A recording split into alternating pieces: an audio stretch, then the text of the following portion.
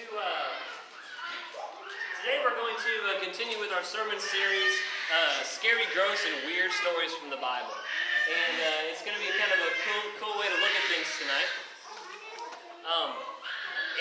What we're going to do is we're going to revisit a little bit what we've talked about over the past week, but we're also going to talk about something new today, and it has to deal with Jesus, demons, and swine. We're going to look at the story from Luke chapter 8, verses 26 through 39. Hear now the reading of God's holy word. Then they arrived at the country of the Gerasenes, which is opposite Galilee. As he stepped out on land, a man of the city who had demons met him. For a long time he had worn no clothes, and he did not live in a house, but in the tombs. When he saw Jesus, he fell down before him and shouted at the top of his voice, "What have you to do with me, Jesus, Son of the Most High God? I beg you, do not torment me." For Jesus had commanded the unclean spirit to come out of the man. For many times it had seized him. He was kept under guard and bound with chains and shackles, but he would break the bonds and be driven by the demon into the wilds. Jesus then asked him, "What is your name?" He said, "Legion," for many demons had entered him. They begged him not to order them to go back into the abyss. Now there on the hillside a large herd of swine was feeding, and the demons begged Jesus to let them enter these. So he gave them permission. Then the demons came out of the man and entered the swine, and the herd rushed down the steep bank into the lake and was drowned. When the swineherders saw what had happened, they ran off and told it in the city and the country. The people came out to see what had happened, and when they came to Jesus, they found the man from whom the demons had gone sitting at the feet of Jesus, clothed and in his right mind. And they were afraid. Those who had seen it told them how the one who had been possessed by demons had been healed. Then all the people of the surrounding country of the Gerasenes asked Jesus to leave them, for they were seized with great fear. So he got up into the boat and returned. The man from whom the demons had gone begged that he might be with him, but Jesus sent him away, saying, "Return to your home and declare how much God has done for you." So he went away, proclaiming throughout the city how much Jesus had done for him. This is the word of the Lord. Thanks be to God. The story right before this story, I think, has a little bit to do with this one at the same time. The story right before this is Jesus and his disciples were on a boat, and a huge storm comes in, and it's whipping around, and the disciples are really worried, and they're scared, and they're worried that the boat's going to flip over, might sink because of the strength of this storm. And here's Jesus underneath in his quarters, and he's just sleeping right through it like a baby. Anybody sleep through storms like babies? I do. Yeah, just made me go right to sleep. And so here's Jesus, just like me, been sleeping right through the storm. The boat was rocking him to sleep and keeping him that way. And the disciples go down in a panic, and they wake him up, and they say, "Jesus, don't you understand? Don't you see what's going on around us? The storm is going to kill us all." And he's like, "Okay, fine, I'll get up." And he walks on top of the boat, and he goes, "Quiet." And everything is still. And the storm goes away, and the sea is like glass. And he goes back downstairs and goes back to sleep. That very next day, they arrive on land for this story. And he is greeted by a man who has been possessed by demons for years. Now, some of you know this, and some of you might know this, but we refer to this guy we call Satan also as the prince of the power of the air. Now, the story before this one establishes that Jesus has power over the air, has power over all the elements that are around us. And so when he is approached by this man possessed by many demons, he commands them to leave. He commands them to leave. Commands them to leave. And they're afraid. The demons are afraid and say, "Don't torment me. Don't send me back to the abyss. Don't do this to us, Jesus." They knew him by name. They knew him by name. And they knew that he had power over them. So here's this Gerasene man, and by the way, this land of the Gerasenes was probably, as far as we can tell, the first missionary project into the Gentile world. The Gentiles were people who did not believe the same thing as the Jews. They did not have the same gods. They did not understand who our God is. So this is kind of the first time that Jesus' work goes into a new foreign land. And here, the first thing he's going to do is exorcise someone. Kick the devil out. How cool is that? He's going to kick the devil out. So this man who had been possessed by these demons and tormented by these demons for years and years and years, the demons had driven him out into the wild, and he was no longer clothed. He was naked. He was alone and living in a tomb. I don't know how much more alone someone could be. How much more alone someone could be. And here's Jesus greeted by this man as he walks on Gerasene land for the first time. When he saw Jesus, he fell down before him. The demons fell down before Jesus, controlling this man, fell down before him and begged him not to torment them, begged him not to send him back to the abyss. We all know where the abyss is, right? We all know where the abyss is. This is a place that they did not want to return to. They did not want to return to. And so Jesus made a deal. They said, "Hey, Jesus, there's some pigs over there feeding along the field. How about you just send us into those pigs and don't send us back to the abyss, and then everything will be good. It's because we're going to leave this guy alone from now on." And Jesus said, "Okay." The very words are, he gave them permission.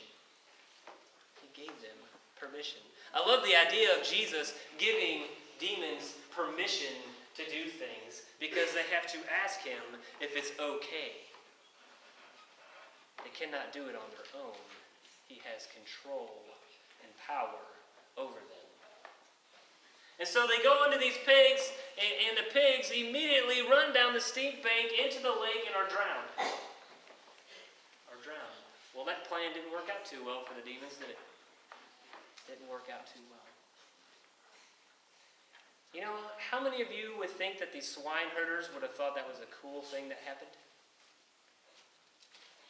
How about the guy, the pig farmers? Would you think that that would be a cool thing for Jesus to send demons into your pigs, and next thing you know, they're running down the hill and drowning? That would not be a good thing if you were a swine herder, would it? Because now, all of a sudden, your pigs are all dead. It's not good. So what they do, they immediately packed up everything they had, and they went into town, and they told everybody about what happened, and probably not so much so in a good way. Hey, this guy did something, and our pigs went crazy, and they went into the lake and drowned. And it's all his fault. Can you imagine what they were saying to the people? Not only did they go into the city, but the word spread across the whole countryside. And the next thing you know, the people came out to meet Jesus and to see what he had done. And there they are. Jesus and the man who was once possessed by the demons is at his feet, clothed and in his right mind. There's something to be said about that. A man who was once possessed by demons to be clothed in his right mind and at Jesus' feet. The story points to when the man was possessed that he was often shackled, bound, and chained. And when the demon would take over, he would break his chains and send him out into the wilds. Ever felt like you've been shackled, bound, and chained before? Yeah, I think we can all relate to that. Shackled, bound, and chained. And here this guy is, possessed by these evil beings, now cleansed of them, and at the feet of Jesus. Isn't that where we should be? Right there with him, at the feet of Jesus. Knowing that the chains and the bonds that once have held us back from the life that God wants so abundantly for us have now been thrown away, broken, torn, and thrown into the lake and drowned. And now we are set free by God's grace and by God's love. And we can be at the feet of Jesus, knowing that it is because of him that we are free.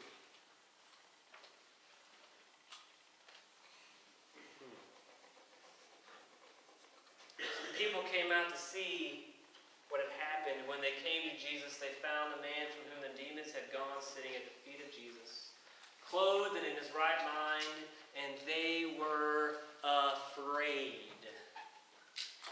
They were afraid. Fear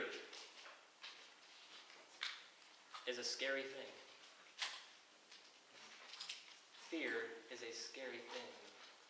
Here these Gerasenes have the Son of God before them.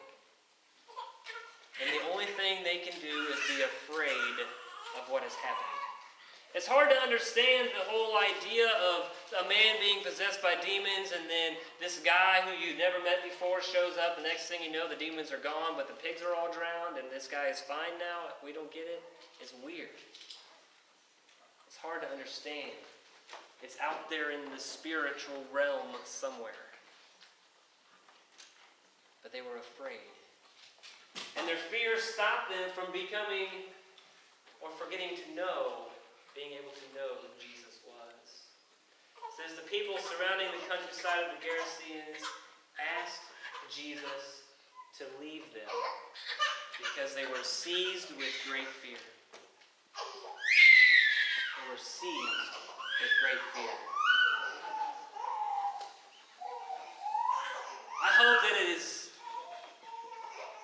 I hope we never find ourselves seized with great fear, so much so in a way that we feel like we should not be at the feet of Jesus, so much so that we feel like knowing Jesus stops us from being who we are. Fear is a scary thing. These Gerasenes had an opportunity to come to know the Son of God and truly be set free of their fears, but instead they just asked Jesus to leave because they didn't want to even try to understand what happened. They just said, Jesus, leave us. We don't get it. We don't want to get it. And personally, this is scary to us. So Jesus obliged them. He got into the boat and returned back to where he came from. But before he left, this very man that Jesus had just cleansed from these evil spirits begged him to let him come with him. He wanted to be Jesus' disciple. He wanted to follow in his footsteps. He wanted to have everything there was to do with Jesus be a part of his life. And Jesus said no. I have a different plan for you. My plan for you, sir, is to go into your city and to go into your country and to tell the people of what God has done for you. To tell the people what God has done for you. And so he went. And he told everyone what Jesus did.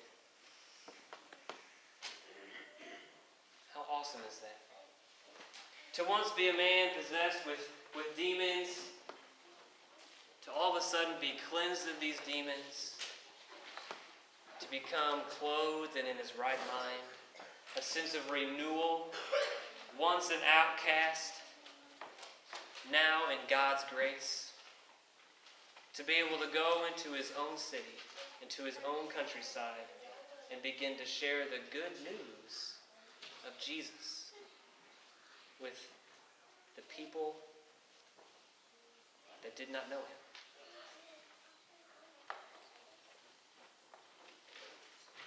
I found it interesting in my studies when I was looking at this about how Jesus did not till much later tell his disciples to go out into all the towns 2 by 2 and to preach the good news about what's going to happen and perform signs and miracles and do all these things. He not after till they were with him for a couple of years that he sent his own disciples out. But Jesus sent this man out right after to tell the good news. And so was he a disciple? Sure. What's a disciple? A follower of Christ. A student. He wanted to tell everyone about him. Demon possessions and things like that are scary and they're weird and they can sometimes be gross, and we have all these vivid imaginations, and we can think of all these weird things. I mean, they've made movies about it, and they've been in the storylines, and we've read things about them throughout centuries, and it just doesn't make sense to a lot of us because we maybe have never experienced such a thing in such a crazy or enormous way. But there are evil things in our lives that try to grab a hold of us and try to shackle us and try to chain us to walls and try to put us in bonds and to keep us on a path that we don't want to be on. And I'm here to tell you today that if you find yourself at the feet of Jesus, He'll break those bonds. He'll break the chains. And He'll set you free. He'll set you free.